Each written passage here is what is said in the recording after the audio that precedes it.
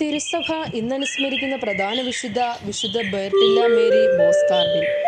ജീവിതകാലം 1888 മുതൽ 1972 വരെ. ജ്ഞാനസ്നാന നാമം അന്ന ഫ്രാൻസിസ് എന്നായിരുന്നു.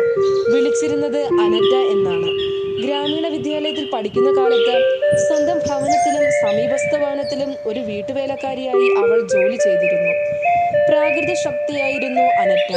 സ്ഥലത്തെ ഒരു വൈദികൻ ഡോൺ കഷോവില്ല അവളെ ദൈവം വിളിക്കുന്നുണ്ടെന്ന് തോന്നുന്നു എന്ന് പറഞ്ഞപ്പോൾ വികാരിയച്ഛൻ ഡോൺ ഗ്രസ് ചിരിച്ചു. എങ്കിലും അദ്ദേഹം അടുത്ത് ഒരു മഠത്തിൽ ചേരാൻ നിർദ്ദേശിച്ചു. അവർ അവളെ ചേർത്തില്ല. എങ്കിലും 16-ാമത്തെ വയസ്സിൽ വിശുദ്ധ ഡൊറോത്തിയുടെ സഹോദരി സംഘത്തിൽ അവൾക്ക് പ്രവേശനം ലഭിച്ചു. ബെർത്തില്ല എന്ന പുതിയ പേരും. ഒരു വർഷം മഠത്തിലെ അലക്ക്, കുശിനിപ്പണി എല്ലാം ചെയ്തു. പിന്നീട് മഠംവക ആശുപത്രിയിൽ നഴ്സിംഗ് പഠനം ചെയ്തു. എങ്കിലും കുറെ കാലവും കുശിനിപ്പണി ചെയ്തു പോന്നു. കുറെ കഴിഞ്ഞ് അവൾ ആശുപത്രിയിൽ നിയുക്തയായി. താമസിയാതെ രോഗിണിയുമായി. 22-ാമത്തെ വയസ്സ് മുതൽ മരണം വരെ കഠിന വേദന അനുഭവിക്കേണ്ടതായി വന്നു. ശസ്ത്രക്രിയകൾക്കൊന്നും വേദന ശമിപ്പിക്കാൻ കഴിഞ്ഞില്ല.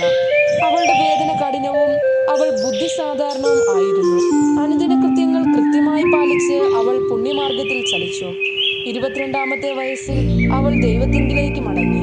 1982 അവളെ അനുഗ്രഹീത എന്നും 1961 വിശുദ്ധ എന്നും നാമകരണം ചെയ്തു.